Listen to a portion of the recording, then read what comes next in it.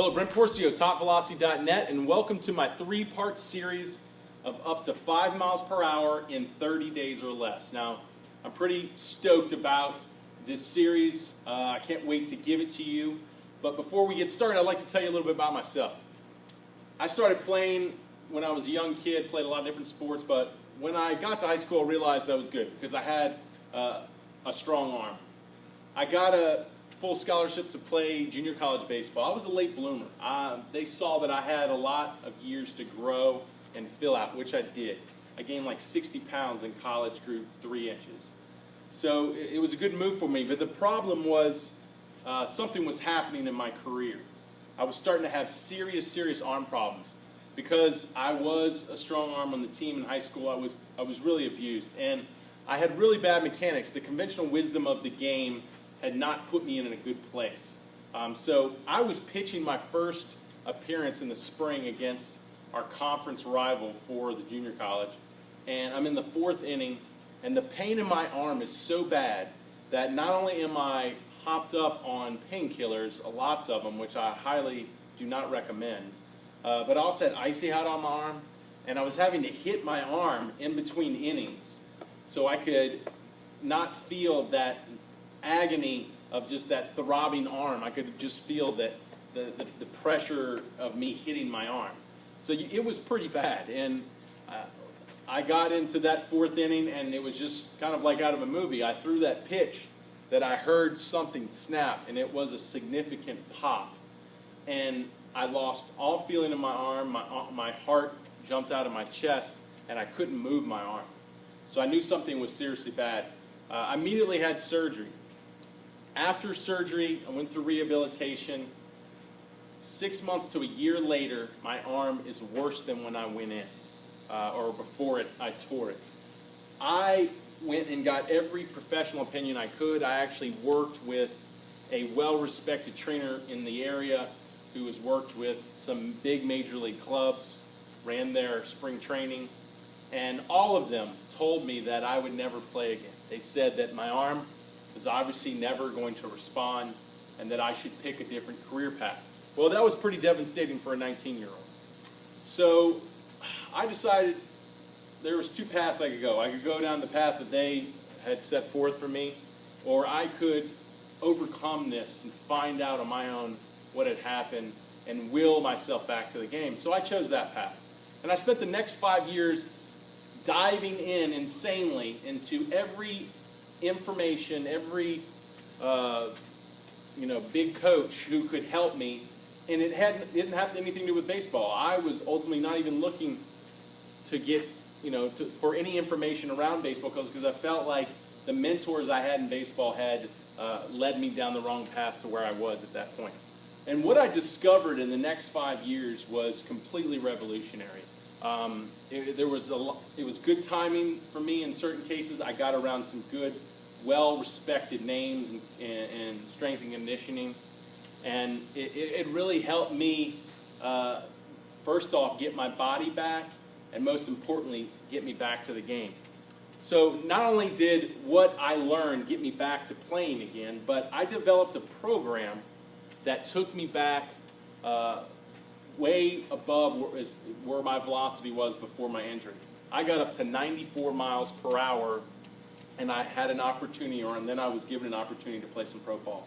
Played some pro ball in San Diego, played some pro ball in Europe, and I decided to, instead of trying to chase a minor league career at 28 years old after all this insanity, I decided to go into the world of coaching because I felt like what I had developed and what I had done with my program, I felt like could help a lot of people. And I felt like I would serve a better purpose in baseball doing that. And I've had a lot of success, and it's worked out. So that's why I'm here today. Now you know a little bit about me, but more importantly, I want to show you what I learned and what I developed. So that's what I'm going to be giving you in these next 3 videos. This program was not just stuff that I had made up. This was full of a ton of research, case studies, of course, a lot of data, a lot of trial and error, and getting around a lot of intelligent people to help me figure this out.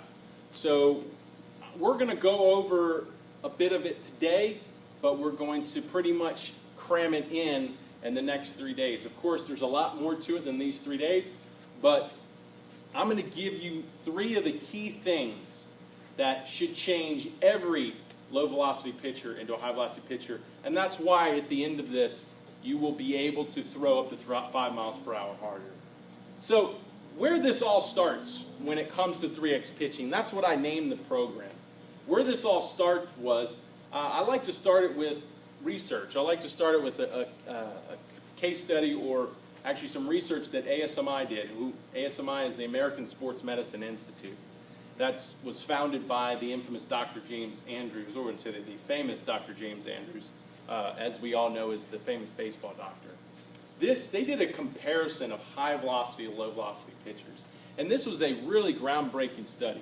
It found that, and out of all the wonderful things in the study, just the first thing that jumped out and really became the foundation of 3X pitching, and it's the path I went down, was that they found that, but the difference between low velocity and high velocity pitchers through their delivery was that low velocity and high velocity pitchers were more different early in the delivery than late. They were actually more the same late in the delivery.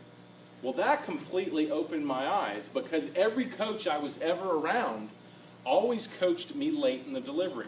They always taught me to lift, get out and get down, and then that's when things start to happen. Or that's where we made our adjustments, is when I started to throw the ball. This study was actually telling me that that's where I'm more like high velocity pitchers. Being a low velocity guy at the time, I was more like a high velocity pitcher late in the delivery. So I am wasting my time worrying about late in the delivery. I need to worry and learn more what high velocity pitchers are doing early in the delivery, and that's where everything began to change for me. I began to discover some new terms, some new approaches to doing what high velocity pitchers do, which is they move far and fast and explosive into front foot strike, where they then convert it into torque or elastic energy, and then they move it up the kinetic chain into the ball.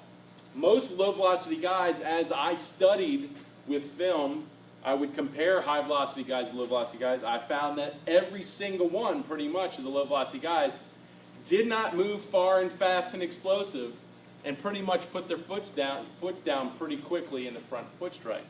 So I knew that that's where I was going to change my game, and that's where I'm going to change your game for you, and that's the foundation of 3X pitching. Now, we're going to cover 3 key critical components to power pitching or high velocity pitching. 1 is the force vector, 2 is triple extension, and 3 is hip to shoulder separation. Now, you've probably heard of the third one because it was developed or discovered by the MPH back in 2000. Well, they did a case study proving its effectiveness on velocity back in 2004 or 2005, 2006. But I developed and discovered and coined the terms of the force vector and triple extension, which you will learn through 3X pitching are what enhance hip to shoulder separation. But in this video today, we're going to tackle the force vector. All right, so the force vector is exactly what it says. It's our angle of force. What I found was, first I wanted to understand the pitcher. If I was going to understand how to move like a high velocity pitcher, I had to understand really who they were. And what I found was, in studying high velocity pitcher, that they were no different than any other explosive athlete. So when I looked at the Olympics, where I see a ton of different athletes, I saw a pitcher pretty much who could fit in a few of those sports based on what they do is being similar to some other sports in the Olympics. So I saw them not as something special, but as just high or speed explosive athletes. Now, if we look at an athlete, an explosive power athlete, we're going to have 2 types. We're going to have a linear explosive athlete, or we're going to have a vertical explosive athlete. So I had to determine what was a high velocity pitcher, a linear explosive athlete or a vertical explosive athlete. So, some examples of a linear or a vertical explosive athlete would be a jumper. A vertical jumper would be like a volleyball player or, a high jumper or,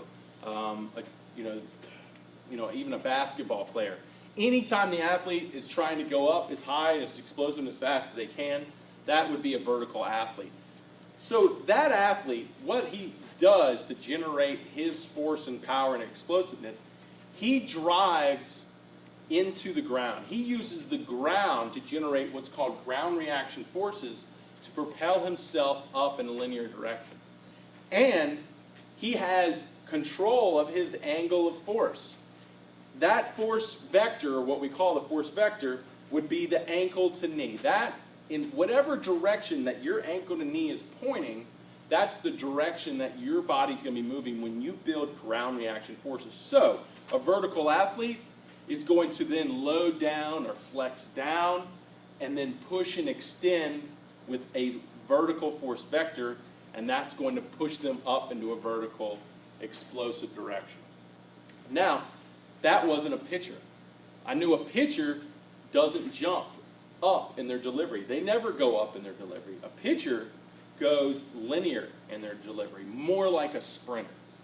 I felt a sprinter or any other throwers, javelin throwers, long distance throwers, or short distance throwers, any throwers were more linear. They didn't go up. They went towards their targets. So I found that, like when you look at a sprinter, their force vectors were down. Their ankle to knees were down, pointing to where they were going. That turned a light on for me, and that showed to me that that is how high velocity pitchers move as well. When I began to study them, I saw their force vectors getting linear before they built power. So I knew that that was the first step in the delivery to becoming a high velocity pitcher. So I'm going to teach you that today. All right, so the best thing you can do to understand the force vector is get you a bucket, a chair, preferably something with cushion. This doesn't have cushion, which is going to make it hard for me, but preferably something with cushion, because you'll see what we do with it later on. Something 2.5 to 3 feet high. I want you to put it about 2 to 3 feet away from the rubber. I want you to sit on it. I want you to then put your foot flush on the rubber, just like you were pitching out of the stretch. Now you're going to see when we do this, we have some flexion in the knee, we have some dorsiflexion in the foot, but most importantly, our force vector, our ankle to knee, is now pointing down to the target. That's where high velocity pitchers pitch from. Now, a good angle of force is going to be to your front hip. So if your force vector is shooting up to your back shoulder, or even way down to your front knee, that's not a good position. I believe a good position is to the front hip. Too high is too vertical. Too low, we start to collapse the foundation, meaning these are load-bearing joints, the hip, knee, and ankle. They need to work together. So if we push the knee down and out of alignment, then we create instability. So we want a lot of stability, because this is where our athleticism comes in, and this is where we need to have a good explosive base. All right, so in this position, you can see we are where high velocity pitchers pitch from. They get to this position before they build power. So I want you to feel it and understand it, because that's the ultimate way we're going to put this into your delivery. All right, so in this position, like I said, you've got a linear force vector, you've got flexion. Now we need the flexion too, because the component we're going to learn in the next video series is going to be triple extension. And where you have extension, you have to have flexion first. So that's why we need flexion. Now, here we go. We're going to become more like the pitcher.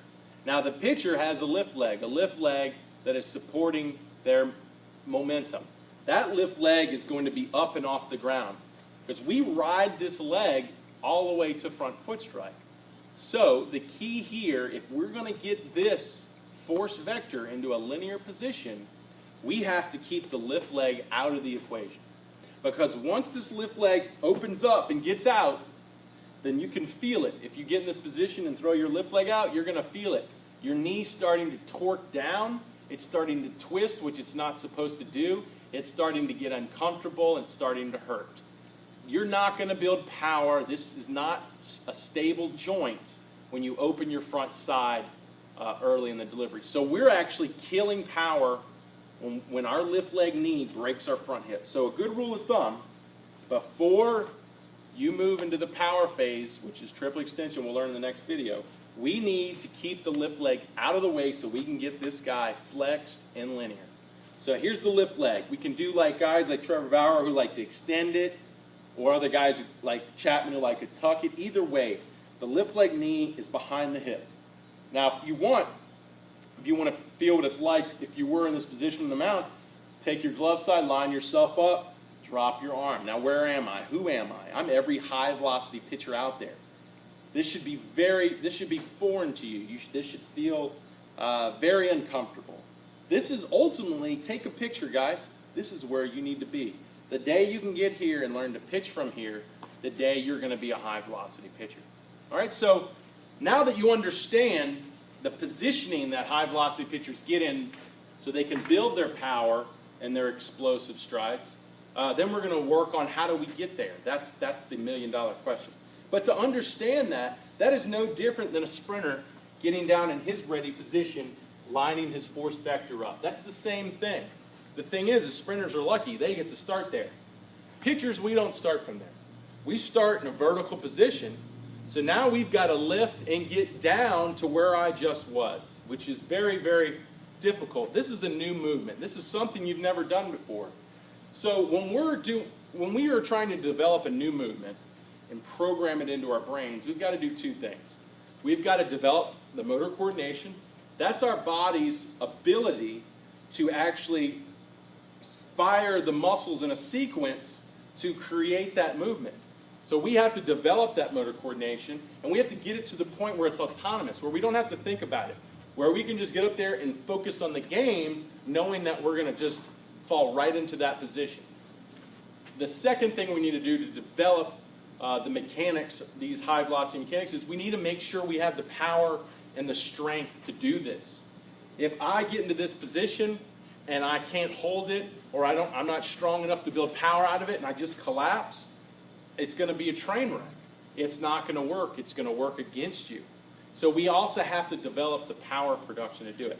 I'm going to first address how we develop the motor coordination, and then afterwards at the end, I'm going to give you some steps to develop the power production or the strength. All right?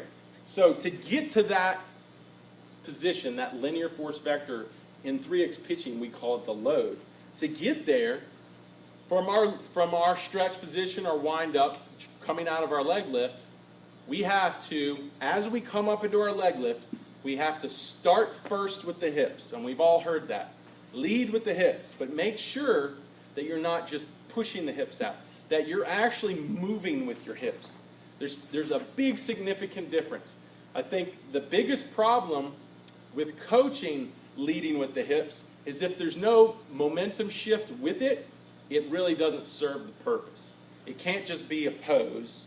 It's got to actually be a shift of momentum and an aggressive move to the target. Now, while that momentum, that linear hip drive is happening, the lift leg has to react to it. So we don't want to lift, and as the hip goes, the leg goes, because then we throw our front leg out and we've ruined everything. We want to, as the hip goes, the leg reacts and pulls away. So you can see how as I move, it pulls back and it comes almost knee to knee. That is a key move to get the lift leg behind the front hip, to give us time to get down the mound, to get linear, get flexed before the lift leg breaks out front and shuts us down. Okay, so that's the first move. Lift, that linear drive with your hips, the lift leg reacts back, and we want to go forward and down at the same rate. So if I put this bucket back out here, this is where we can perform a drill. This is going to be your first drill in developing the motor coordination around this high velocity pitching mechanic. We want to lift and push and lead with the hips and go forward and down at the same rate, meaning this is forward and down at the same rate. So that means the hips start here, they finish here, we get there forward and down at the same rate. Not down and forward, not forward and down, which would never happen, forward and down at the same rate. Okay, what that does is that means when we get into this force vector position or the load, that means we got linear and we got flexion at the same moment. That is critical. We won't cover that in this video. This is something that gets more advanced that you can learn in the 3X pitching velocity programs, but there's a critical reason for that. All right, so when we hit that perfect load position, forward down at the same rate, boom, then we are lined up and ready to go. So that's going to be your first drill. Now, in developing motor coordination, we have to do it hundreds of thousands of times. Rep it out hundreds of thousands of times perfectly for our brain to go, okay, this is obviously a repetitive movement. You're going to do a lot. I'm going to record it in so you don't have to think about it.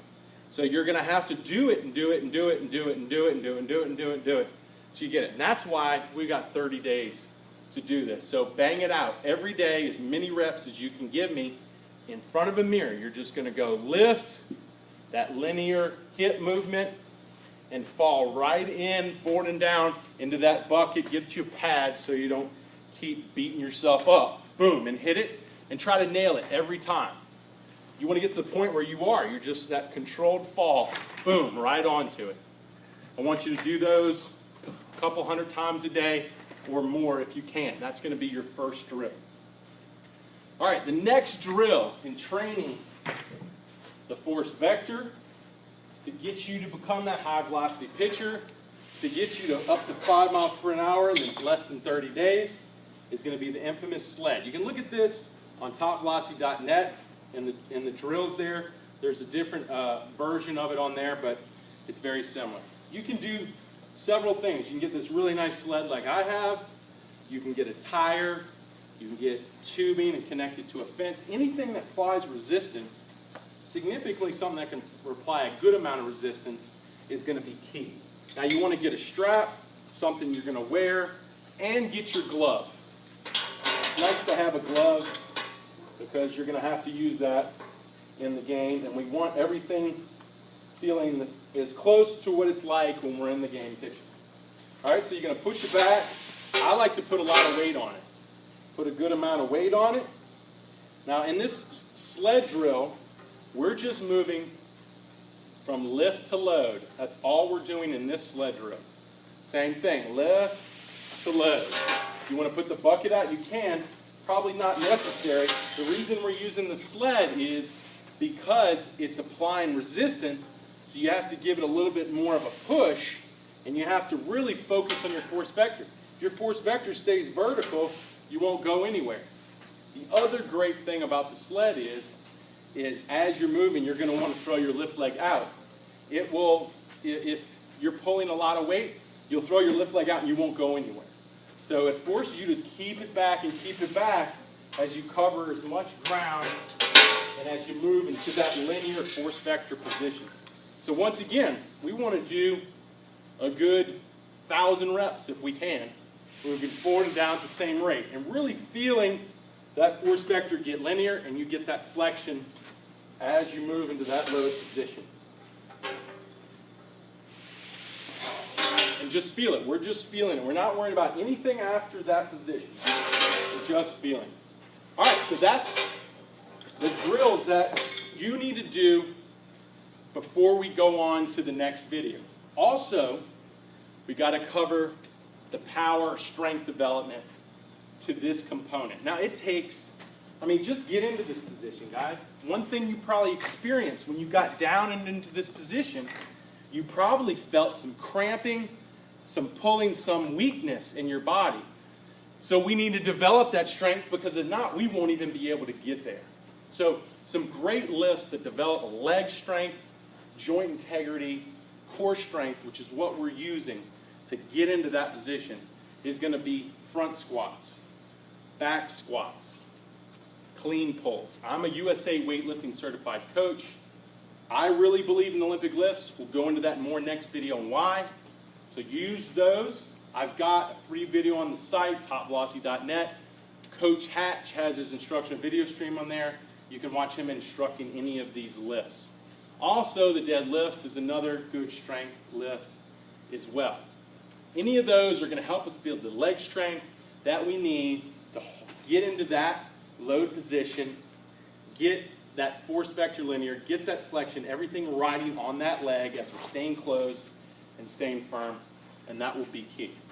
All right, so that's enough for you to work on for the next few days. Those lifts, those drills, perfect that force vector, and watch your velocity jump significantly. All right, see you in a couple of days as we go over the power of triple extension.